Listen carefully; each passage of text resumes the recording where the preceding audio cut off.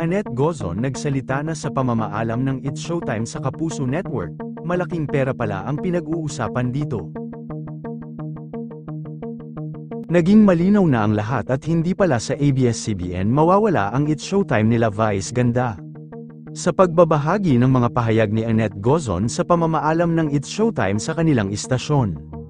Una nang sinabi ni Vice Ganda na may demolition job na nagaganap sa pagpapatalsik sa franchise nila sa noontime show sa Kapuso Network sa TV.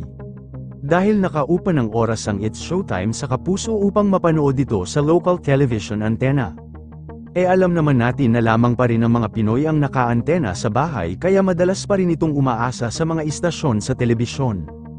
Hanggang sa December na lang mapapanood sa Kapuso Network ang It's Showtime nila Vice Ganda.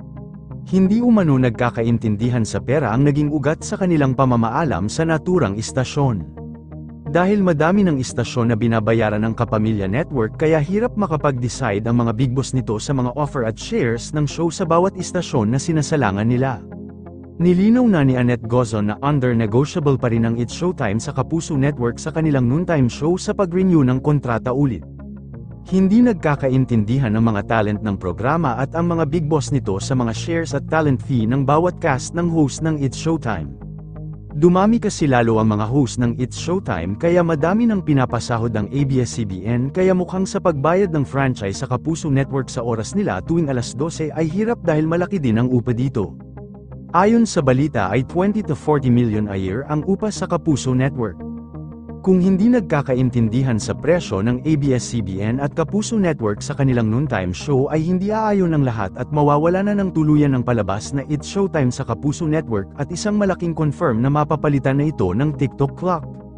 Ang way lang to stay ang It's Showtime sa Kapuso ay magbawas ng talent fee sa mga artista dito at babaan ang kanilang sahod upang makapag-stay pa rin ito sa Kapuso Network. Dahil may mga nagsasabi na panalo na ang It's Showtime na nakuha nila ang noontime ng Kapuso Network dahil nabakante ito noong nawala ang It Bulaga sa Kapuso.